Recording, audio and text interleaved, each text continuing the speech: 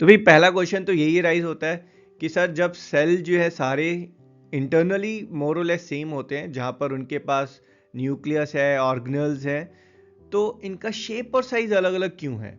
तो भाई जो सेल्स हैं, हर सेल को एक अलग फंक्शन परफॉर्म करना है। जैसे स्पर्म सेल है, इसको ट्रैवल करना है, स्विम करना है, तो उसके पास ये टेल लाइक स्ट्रक्चर है जिसको हम फ्लैजिला बोलते हैं।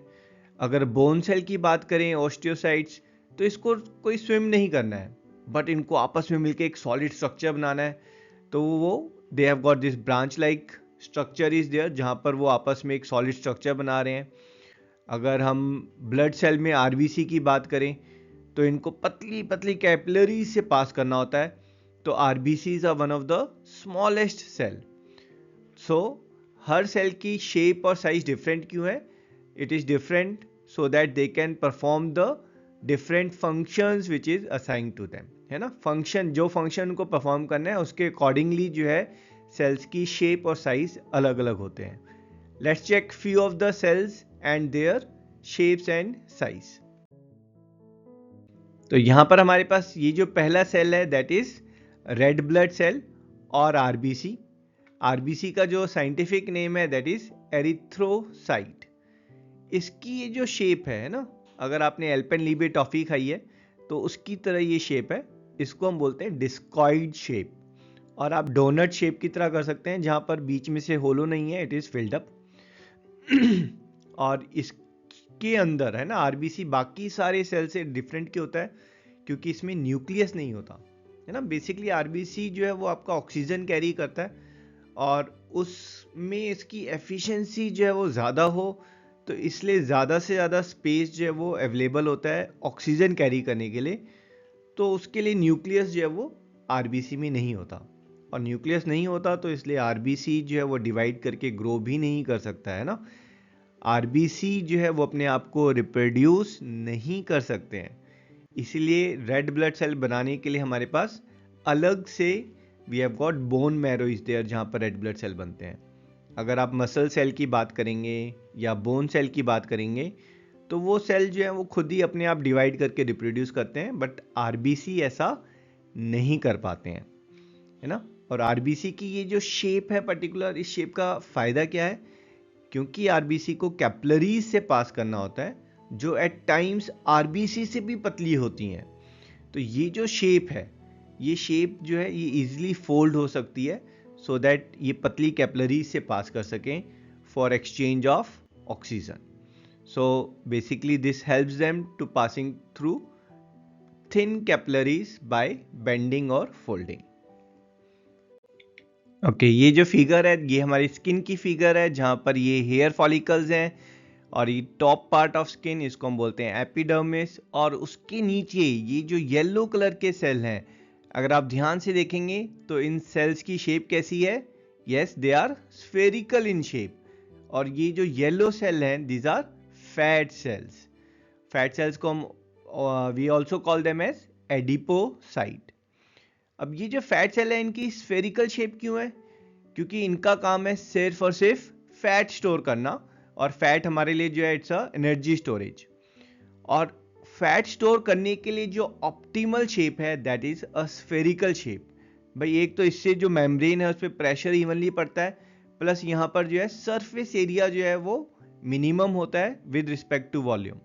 तो फैट सेल से जो एनर्जी लॉस है वो भी मिनिमाइज हो जाता है। सो फैट सेल्स और adipocytes have spherical shape. Next, इस सेल में अगर आप देखेंगे तो बहुत सारी ब्रांचेस निकल रही हैं। इन ब्रांचेस को हम डेंड्राइट्स बोलते हैं, एंड इसकी जो शेप है we call it as branch shape और स्टेलेट। और ये कौन से सेल है? Yes, these are bone cells और ओस्टियोसाइट्स। सो बेसिकली जो ब्रांच शेप है, क्योंकि हमारी जो बोन्स होती हैं उसमें जो सेल्स हैं वो काफ़ी स्प्रेडेड होते हैं, और उसमें जो ब्लड वेसल्स हैं वो भी लिमिटेड होते हैं। तो ये जो आपके ब्रांच शेप्ड है, it helps cells to communicate with each other, और साथ में जो है ये बोन को जो है वो रिक्वायर्ड डेंसिटी और स्ट्रेंथ भी प्रोवाइड करते हैं।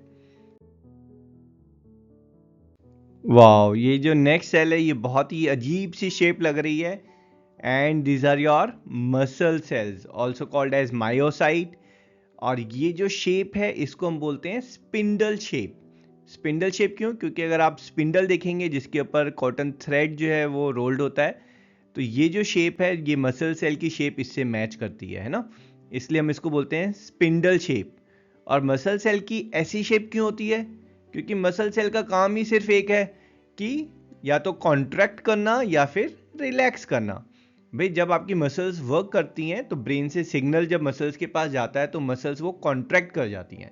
जैसे आपकी आर्म है, अगर वो एल्बो के क्रॉस जो आपकी आर्म फोल्ड हो रही है तो बेसिकली ब्रेन से एक सिग्नल जो है वो आपके बाइसेप्स पे जाता है और बाइसेप्स की मसल्स कॉन्ट्रैक्ट करती हैं और फिर जो है आपकी एल्बो जो है वो फोल्ड कर जाती है ना। तो स्पिंडल शेप से जो है वो जो कॉन्ट्रैक्शन वाला पार्ट है दैट बिकम्स ईजियर, इसीलिए मसल सेल्स की जो शेप है वो स्पिंडल शेप होती है।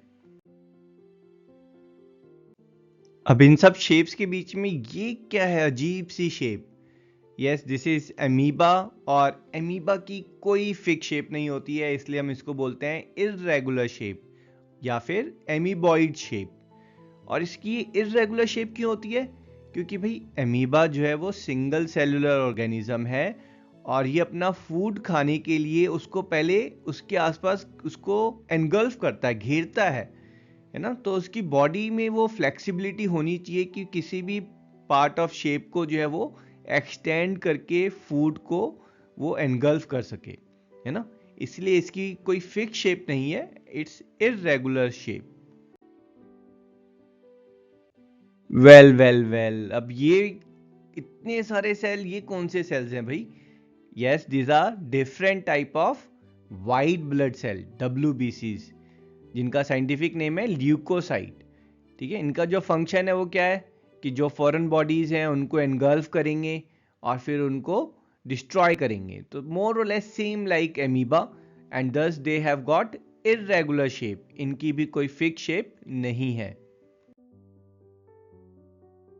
अरे बाप रे, ये तो बहुत ही अजीब से शेप है ना, थ्रेड की तरह शेप दिख रही है यहाँ पर सेल्स की।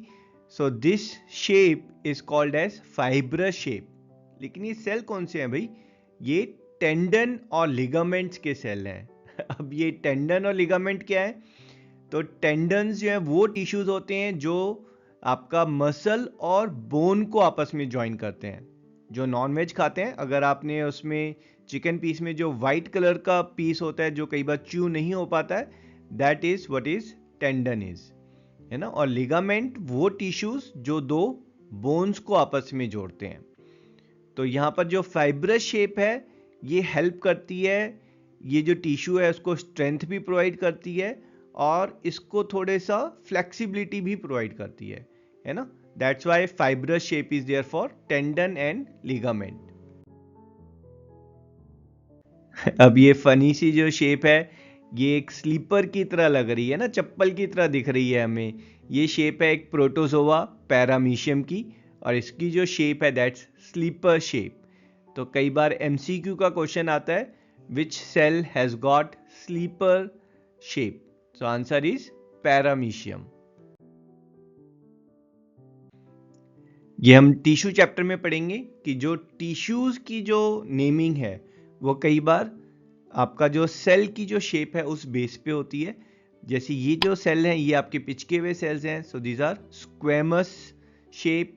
ये जो है एक क्यूब की तरह शेप दिख रही है, so this is cuboidal.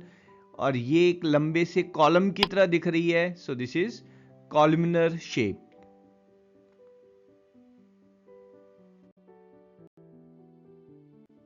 Okay, ये बैक्टीरियाज की डिफरेंट शेप्स हैं।